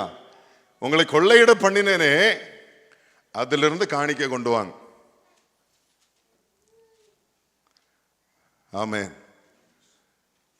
ஆண்டவர் திரும்ப தரும்போது, கொள்ளை பொருளை போல திரும்ப தரும்போது அதிலிருந்து கர்த்தர் எதிர்பார்ப்பார். அப்பதான் நம்ம ஆட்கள் என்னன்னா, ஒரு எக்ஸாம்பிள் உங்களுக்கு புரியுற மாதிரியே நான் சொல்றேனே, ஒரு கொள்ளை பொருள் 1 லட்சம் ரியால் வந்துருச்சு. களவு பணம் இல்லை, உங்களுக்கு வர வேண்டிய பணம். இப்போ அதுல 10 கொடுக்கணும். எவ்வளவு? 10,000.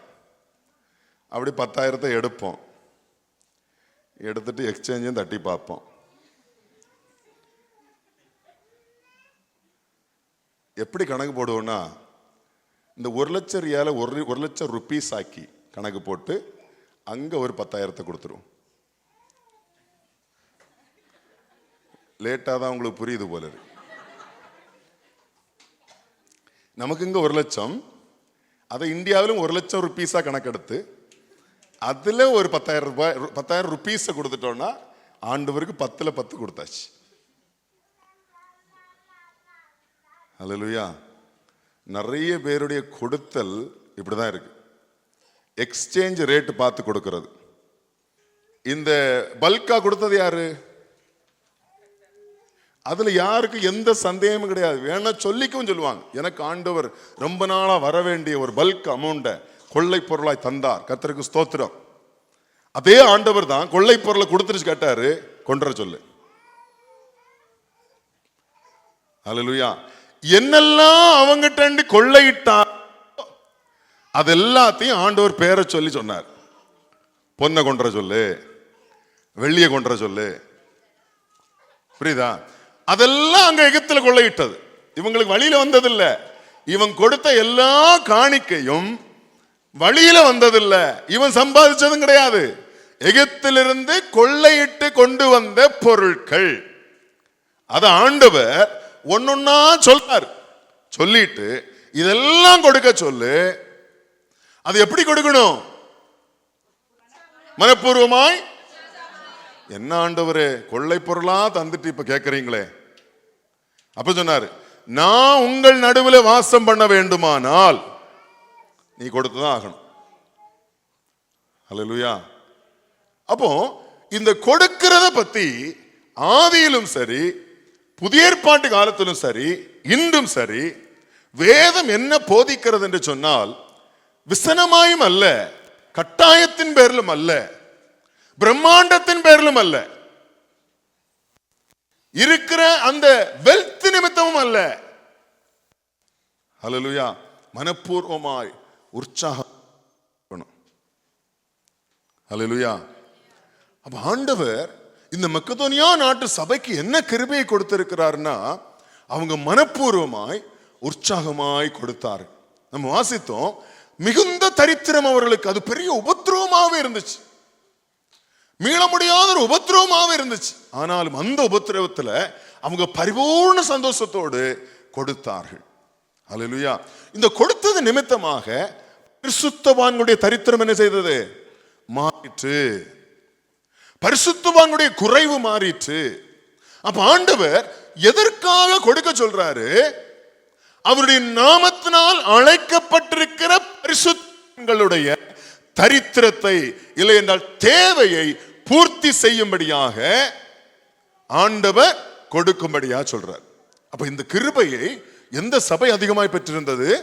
மக்கதோனியா நாட்டில் இருந்த சபையும் அகாயா நாட்டில் இருந்த சபையும் அதிகமாய் பெற்றிருந்தபடியினால உற்சாகமாய் கொடுத்தார்கள். இப்ப பவுல் பாருங்களேன், அதை இன்னொரு சபைக்கு சொல்லுகிற அளவுக்கு அவங்க கிருபை பெற்றிருக்கிறான். அல்லேலூயா. புரியுதா? இன்னொரு சபையிலே போய் இந்த சபைகளை குறித்து பேசுகிற அளவுக்கு அந்த சபை அதிகமான கிருபையை பெற்றிருந்தது. அப்ப கொடுப்பது என்பது எப்படிப்பட்டதா இருக்கணும்? மனப்பூர்வமாய் உற்சாகமாய். கொடுப்பதற்கே ஆண்டவர் என்ன செய்ய வேண்டியிருக்கு? கிருபையை கொடுக்க வேண்டியிருக்கு. உங்களால கொடுக்கிறதற்கு மனமே வரலன்னு சொன்னா உங்க நிலைமை ரொம்ப மோசம். ஆண்டவர் உங்களுக்கு கிருபையை தரவே இல்லைன்னு அர்த்தம்.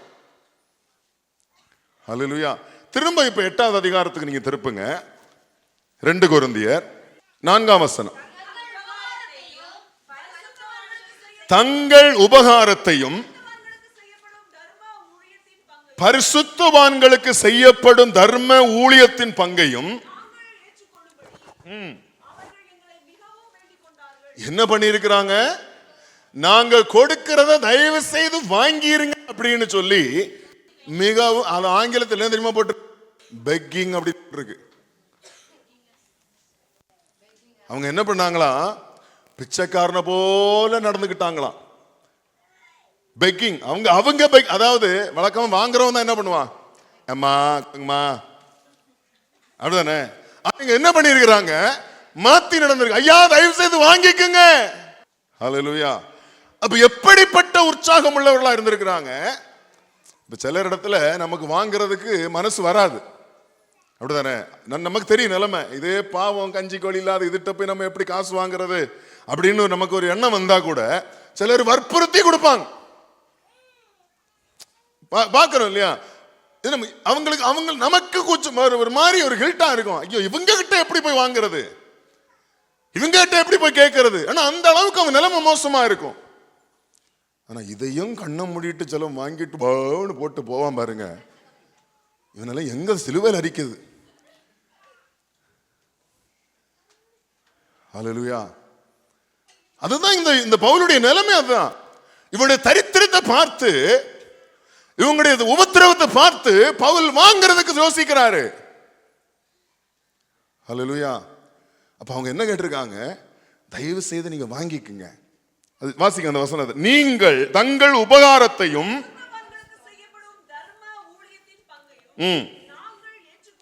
நாங்கள் ஏற்றுக்கொள்ளும்படி. அப்ப இங்க பவுல் என்ன பண்ணி இருக்கிறாரு? வாங்குறதுக்கு தயங்கி இருக்கிறாரு. ஏன்னா சபையினுடைய நிலைமை அவர் அறிஞ்சிருக்கிறார். இவங்களுக்கே வழி இல்லை, இதுல வேற கொடுக்கிறாங்களே, அந்த நிலைமை அறிஞ்சிட்டு வாங்க தயங்கி இருக்கிறார். அவன் என்ன பண்ணிருக்கிறாங்க? தயவு செய்து வாங்கிக்குங்க அப்படின்னு. அது ஒரு பிச்சைக்காரங்க கேட்கறது போல கேட்டுக்கிட்டாங்களா. அதான் ஆங்கிலத்தில் begging us.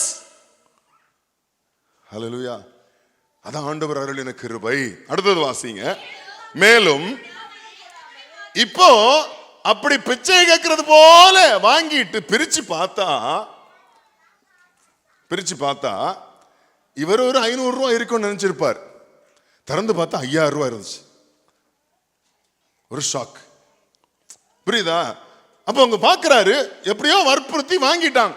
ரொம்ப வற்புறுத்தி கேட்டாங்க, வாங்கிட்டார். இப்போ இவருக்கு ஒரு எண்ணம் இருந்திருக்கும். பாவப்பட்டவங்க, கஷ்டப்படுறவங்க எவ்வளவு வச்சிருப்பாங்க, ஒரு கால்குலேஷன் போட்டு எண்ணெய் ஒரு மைண்ட்ல நினைச்சிருப்பாரு. கவரை பிரிக்கல, ஆனா யோசிக்கிறார், ஒரு 500 ரூபாய் உள்ள இருக்கும் அப்படின்னு. வீட்டுல போய் திறந்து பார்த்தா வாசிங்க. இப்போ மேலும் நாங்கள் நினைத்தபடி மாத்திரம் சொன்ன பாத்தீங்களா? அவர் ஒண்ணு நினைச்சாரு, அதன்படி மாத்திரம் கொடாமல் தேவனுடைய சித்தத்தினாலே என்ன செய்யறாங்க? என்ன சொல்றாருங்க? முதலாவது தங்களை கர்த்தருக்கும் பின்பு எங்களுக்கும் ஒப்பு கொடுத்தார்கள். ஹல்லேலூயா. காணிக்க மாத்திரம் அல்ல அவங்க கொடுத்தது, தங்களையும் கர்த்தருக்கும் எங்களுக்கும் ஒப்பு கொடுத்தார். இதுல ஒரு நிறைய பேர் செய்யக்கூடியது, ஆண்டவர் காணிக்க கொடுக்கணும் அவ்வளவுதானே, கொடுத்துறது கடமைக்கு. ஹல்லேலூயா. நான் கொடுத்தாச்சு அவ்வளவுதான். அப்புறம் ஆண்டவருக்கு அவருக்கு சம்பந்தமே இருக்காது. அதெல்லாம் ஆண்டவர் எதிர்பார்க்கிறது. தங்களையும் தங்கள் காணிக்கைகளையும். நீங்க ஆரம்பத்திலே நீங்க படிக்கும் போது காயின் ஆபேலுடைய சம்பவத்தில் நீங்க படிச்சீங்கன்னாலே உங்களுக்கு நல்லாவே தெரியும். கர்த்தர் காயினையும் அவன் காணிக்கைகளையும் அங்கீகரிக்கவில்லை. கர்த்தர் ஆபேலையும் அவன் காணிக்கையும் அங்கீகரித்தார். அப்ப காணிக்கை கொடுக்கிறவங்களும் என்ன செய்யப்படணும்? அங்கீகரிக்கப்படணும். ஹல்லேலூயா. அப்ப காணிக்கை மட்டும் கொடுத்துட்டீங்கன்னா அதெல்லாம் அங்கீகரிக்கப்படாது. ஆண்டவர் என்ன எதிர்பார்க்கிறாரு? உங்களை நீங்கள் முதலாவது கர்த்தருக்கு உங்களை ஒப்புக் கொடுக்க வேண்டும். ஹல்லேலூயா. அப்ப உங்களை கர்த்தர் அங்கீகரிக்க வேண்டும். நீங்க அங்கீகரிக்கப்பட்டீர்களானால் உங்க காணிக்கையும் அங்கீகரிக்கப்படும். அது உங்களுக்கு ஆசீர்வாதத்தை கொண்டு வரும். ஹல்லேலூயா. இதை சொல்லிட்டு அடுத்தது வாசிங்க. ஆதலால் 7ஆம் வசனத்தை வாசிங்க. அல்லாமலும் விசுவாசத்திலும் போதிப்பிலும் அறிவிலும் எல்லாவித ஜாக்கிரதையிலும் எங்கள் மேலுள்ள உங்கள் அன்பிலும் மற்றெல்லா காரியங்களிலும் நீங்கள் பெருகி இருக்கிறது போல இந்த தர்ம காரியத்திலும் பெருக வேண்டும். இது யாருக்கு சொல்றாரு? கொரிந்து சபைக்கு சொல்றாரு. கொரிந்து சபை எப்படிப்பட்டதா இருந்ததா? இதே பவுல் தான் சொல்றாரு. அகாயாவில் உள்ள சபை கொடுத்தாங்க. ஆனா இவர் என்ன எதிர்பார்க்கிறாரு? மக்கதோனியா சபையை பார்க்கிலும் நீங்க அதிகம் கொடுக்கணும்னு எதிர்பார்க்கிறார். அப்ப என்ன அங்க ரியாலிட்டி? மக்கதோனியா சபை கொஞ்சம் தரித்திரம் உள்ளவர்கள், அவங்களை பார்க்கல இவங்க ரிச், புரியுதா? ஆனா கொடுக்கிறதுல யாரு வீக்கா இருக்கிறது? ரிச்சா இருக்கிறவன் கொடுக்கல, வீக்கா இருக்கிறவன் அதிகமா கொடுக்கிறான். அதுக்கு பவுல் சொல்றாரு, நீங்க எதுல எல்லாம் தேறி இருக்கீங்க அப்படின்னா, விசுவாசத்துல நீங்க தேறி இருக்கீங்க, போதிப்புல தேறி இருக்கீங்க, அறிவு நீங்க ரொம்ப நாலேஜபிளா இருக்கீங்க, எல்லாவற்றிலும் நீங்க யோக்கியமா இருக்கீங்க, அந்த ஜாக்கிரதையா செய்றீங்க. எங்கள் மேல் எங்களை ஊழியக்காரர் மேல அவ்வளவு அன்பு உங்களுக்கு, மற்ற எல்லா காரியங்களிலும் நீங்க பெருகி இருக்கிறீங்க. ஆனா ஒண்ணுல மட்டும் பெருகல. ஹல்லேலூயா. அப்ப இதுல எல்லாம் பெருகி ஒண்ணுல பெருகாம இருக்கீங்க. அதான் தர்ம காரியம், கொடுப்பது. ஆங்கிலத்துல ஜெனராசிட்டி அப்படிமா. ஹல்லேலூயா. அப்போ நல்லா ஜபிக்கிறோம், நல்லா பாடல் பாடுறோம், நல்ல வேதம் வாசிக்கிறோம், தவறாம ஆலயத்துக்கு வர்றோம், எல்லாத்திலையும் நீங்க தேறி இருக்கீங்க, பெருகி இருக்கீங்க.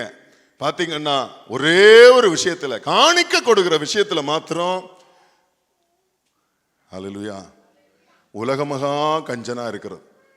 கணக்கு பார்க்கிறது, எக்ஸ்சேஞ்ச் ரேட் பார்க்கிறது. ஹல்லேலூயா. எல்லாத்திலும் நல்லா இருப்பாங்க. ஆனா ஒரே ஒரு காரியம், கொரிந்து சபை ஒரே ஒரு காரியத்துல பெருகாம இருந்துச்சு. அப்ப சொல்றாரு, நீங்க இதுல பெருக வேண்டும் என்று நான் உங்களுக்கு சொல்லுகிறேன். அடுத்து சொல்றாரு, இதை நான் கட்டளையாக சொல்லாமல்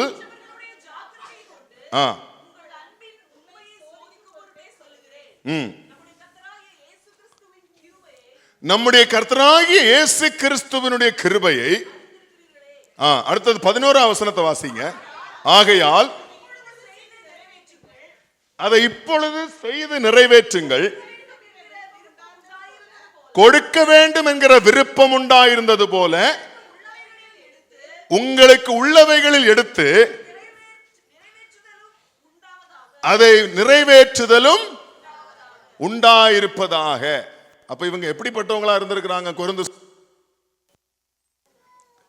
எப்ப கேட்டாலும் தருவோம், கொடுப்போம், கொடுக்கணும், தரணும், கர்த்தர் சித்தமானால் சீக்கிரமாக செய்வோம். 3 வருஷமா செய்யல, 3 வருஷம் கழிச்சு சொன்னீங்களே கொடுப்போம், சீக்கிரமா செய்திருவோம், இப்படி பேசிக்கிட்டு தான் இருக்கானே ஒழிய என்ன செய்யல, ஒரு பைசா வெளியே வரல. ஹல்லேலூயா. Praise God. கையை பிடிச்சுக்கணும். நீங்க எப்படி? வாயிலேயே வண்டி ஓட்டிட்டு இருக்கக்கூடாது. ஆமா, வாயிலேயே வண்டி ஓட்டிட்டு போகக்கூடாது. அவர் சொல்றாரு, உங்களுக்கு கொடுக்கணுங்கிற விருப்பம் இருக்கு. நான் சொன்ன பாத்தீங்களா, கொடுக்கணும்னு எடுப்பாங்க, அப்படி வேகமா எடுத்துட்டு கையில பார்த்துட்டு ஐயோ 500 மறுபடியும் உள்ள கொண்டு வச்சிடும். ஹல்லேலூயா. கொடுக்கணும்னு விருப்பத்தோடு எடுப்பாங்க, எடுத்து பார்த்தா 500 ரியால் வரும், ஐயோ உள்ள வச்சிடும். பவுல் சொல்றாரு, அந்த விருப்பம் நல்லது, அதை பார்க்கலும் நிறைவேற்றுதல் நல்லது. ஹல்லேலூயா. கொடுப்பது, கொடுக்கணும், அந்த விருப்பம் உங்களுக்கு இருக்கிறது நல்லது. அதை விடவும் எது நல்லது? அதை நிறைவேற்றுதல் நல்லது. வசனம் சொல்லுது, நீ ஒரு காரியத்தை வாயிலிருந்து பிறப்பித்து சொன்னாயானால் அதை நிறைவேற்று. உனக்கு நிறைவேற்ற முடியலன்னா நீ வாய் பேசாம இருக்கிறது நல்லது. அப்படித்தானே வசனம் சொல்லுது. அதே போல நீ கொடுக்கணும் கொடுக்கணும்னு பேசுவாயானால் நீ அதை நிறைவேற்றுவதும் நல்லது. இல்லைன்னு சொன்னா வாயை மூடிட்டு போயிரு. ஹல்லேலூயா. புரியுதா உங்களுக்கு? இந்த விருப்பம் நல்லது. ஆனா என்ன செய்யணும்? கொடுப்பதும் நடக்கணும். ஹல்லேலூயா. நான் வழக்கமா நான் காணிக்கை பத்தி பேசுறது கிடையாது. இப்போ நான் காணிக்கை பத்தி பேசவும் இல்லை. அப்படிதானே? உங்களுக்கு தெரியும் இல்லையா? ஆனா கொடுக்கறத பத்தி பேசிட்டு இருக்கிறேன். ஹல்லேலூயா. முதலாவது உங்களையும் உங்களுக்குரியதையும் கர்த்தருக்கு கொடுங்கள், மனப்பூர்வமாயும் உற்சாகமாயும். கொடுக்கணுங்கிற விருப்பம் இருக்குது, நல்லதுதான் உங்களுக்கு. ஆனா அதை பார்க்கலும் எது நல்லது என்றால் நிறைவேற்றுதல் நல்லது. ஹல்லேலூயா. அது நிறைவேற்றுவதற்கு பிரயாசப்படுதல் நல்லது. ஆமென். இப்படி இந்த கொரிந்து சபைக்கு இங்க சொல்றார் இல்லையா? 12ஆம் வசனத்தை வாசி. ஒருவனுக்கு மன விருப்பம் இருந்தால் அவனுக்கு இல்லாததின்படி அல்ல, அவனுக்கு என்ன இயன்றதோ அதை கொடுப்பான். அதை கர்த்தர் என்ன செய்வார்? அங்கீகரிப்பான். என்கிட்ட இல்லை இல்லை இல்லைன்னு சொல்லிட்டு நீ போறதை பார்க்கலாம், இவ்வளவுதான் என்கிட்ட இருந்தது, இவ்வளவுதான் இருக்குதுன்னு நீ கொடுப்பாயானால் அது அங்கீகரிக்கப்படும். ஹல்லேலூயா. நீங்க சபைக்கு வந்து ஏதாவது ஆண்டவர் தருவார் தருவார்னு பேசுனீங்கன்னு பார்த்தா நீங்க கொடுங்க கொடுங்கன்னு பேசிட்டு இருக்கிறீங்க. எதுக்கா நாங்க கிளம்பி புறப்பட்டு வந்தோம்? சிலருடைய முகம் அப்படிதான் இருக்கு. ஹல்லேலூயா. கொடுத்து பாருங்க, கொடுக்கப்படும். ஆமென். கொடுப்பதற்கு ஆண்டவருடைய கிருபை வேணும். ஆண்டவர் உங்களுக்கு கிருபை தந்து கொடுக்க வைப்பாரானால் அதே கிருபையினாலே உங்களை ஆசீர்வதிக்கவும் அல்லவர். ஆமென். மனப்பூர்வமாக உற்சாகமாக கொடுங்க, கட்டாயமாயும் அல்ல, விசனமாயும் அல்ல. இப்போ நான் முதல்ல சொன்னேன், இந்த மக்கதோனியா சபையை குறித்து கொரிந்து சபை இடத்துல பேசினாரு. இப்போ கொரிந்து சபையை குறித்து எங்க தெரியுமா பேசி இருக்கிறாரு? வாசிங்க 9வது அதிகாரம் 2ஆம் வசனம். உங்கள் மன விருப்பத்தை அறிந்திருக்கிறேன், ஒரு வருஷமாக ஆயத்தமாய் இருக்கிறார்கள் என்று நான் மக்கதோனியருடனே சொல்லி உங்களை புகழ்ந்தேனே. உங்கள் ஜாக்கிரதை அநேகரை எழுப்பிவிட்டதும் உண்டு. அப்படி இருந்தும் நாங்கள் சொன்ன புகழ்ச்சி இந்த காரியத்தில் வீணாய் போகாமல் நான் சொன்னபடி நீங்கள் ஆயத்தப்பட்டவர்களாய் இருப்பதற்கு இந்த சகோதரரை உங்களிடத்தில் அனுப்பினேன். அடுத்தது, மக்கதோனியர் என்னுடனே கூட வந்து உங்களை ஆயத்தப்படாதவர்களாய் இருக்க கண்டால் இவ்வளவு நிச்சயமாய் உங்களை புகழ்ந்ததற்காக நீங்கள் வெட்கப்படுவீர்கள் என்று நாங்கள் சொல்லாமல் நாங்களே வெட்கப்பட வேண்டியதா இருக்கும். ஆகையால் வாக்குத்தத்தம் பண்ணப்பட்டிருக்கிற உங்கள் தான தர்மமானது லோபத்தனமாய் கொடுக்கப்பட்டதாயிராமல் உதாரத்துவமாய் கொடுக்கப்பட்டதாய் இருக்கும்படியாக அதை ஆயத்தப்படுத்துவது சகோதரரை ஏவி உங்களிடத்தில் முன்னதாக அனுப்புவது எனக்கு அவசியம் என்று காணப்பட்டது. 4ஆம் வசனத்தில் பவுல் என்ன சொல்லி இருக்கிறாரு? மக்கதோனியர் என்னுடனே கூட வந்து, ஆனா மக்கதோனியர்ட்ட என்ன சொல்லி வச்சிருக்கிறாரு? ஒரு வருஷமா அவங்க வெயிட் பண்ணிட்டு இருக்காங்க கொடுக்கறதுக்குன்னு. ஹல்லேலூயா. புரியுதா உங்களுக்கு? அப்ப மக்கதோனியரிடத்துல போய் கொரிந்து சபையை குறித்து பேசுறாரு, கொரிந்து சபையில வந்து மக்கதோனியா குறித்து பேசுறாரு. இப்ப கொரிந்து சபைக்கு சொல்றாரு, அவங்க வந்து நான் சொன்னதன்படி காணாவிட்டால் யாருக்கு வெட்கம்? உங்களுக்கு இல்ல, எனக்கு தான் வெட்கம். ஹல்லேலூயா. என் வார்த்தைகளை நிறைவேற்றுங்கள். Praise the Lord. இதோட நான் செய்தி முடிக்கிறேன். ஆமென். அப்ப கொடுக்கதற்கு மக்கதோனியா சபைக்கு ஆண்டவர் கிருபையை அளித்தார். இன்னொரு சபையில போய் அவர்களுடைய அந்த கொடுக்கக்கூடிய அந்த கிருபை குறித்து பேசக்கூடிய அளவுக்கு மக்கதோனியா சபை பரிபூர்ண சந்தோஷத்தோடு கொடுத்தார். ஆனா பேசிக்கா அவங்க எப்படிப்பட்டவங்க? தரித்திரமுடையவர்கள். தரித்திரமுடையவர்கள். ஆனா உற்சாகமா கொடுத்தாங்க. கொரிந்து சபை எல்லா மக்கதோனியா சபையை விடவும் அதிக ரிச்சா இருந்தாங்க. ஆனா கொடுக்கறதுல அவங்கள பார்க்கலும் இவங்க கம்மியா இருந்தாங்க. ஆமென். இப்போது சொல்றாரு, நீ கொடுப்பறதுல பெரிதா இருக்கணும், பெருகணும். ஆமென். மக்கதோனியர் வந்து உங்களை குறித்து நான் சொன்னதன்படி காணாவிட்டால் எனக்கு அது வெட்கமாக போய்விடும். ஒரே ஒரு வசனத்தை வாசித்து நம்ம முடிக்க போகிறோம். 2 கொரிந்தியர், இதே 2 கொரிந்தியர் 9வது அதிகாரத்துல 7ஆம் வசனத்தை வாசிங்க. அவனவன் விசனமாயும் அல்ல, கட்டாயமாயும் அல்ல, தன் மனதில் நியமித்தபடியே கொடுக்க கடவன். உற்சாகமாய் கொடுக்கிறனிடத்தில் தேவன் பிரியமாயிருக்கிறார். ஆண்டவர் பிரியமா இருக்கணும் அப்படின்னா என்ன செய்யணும்? உற்சாகமா கொடுக்கணும். உற்சாகமாய் கொடுக்கிறனிடத்தில் தேவன் பிரியமாய் இருக்கிறார். கர்த்தர் இந்த வார்த்தைகளினாலே உங்களை ஆசீர்வதிப்பாராக.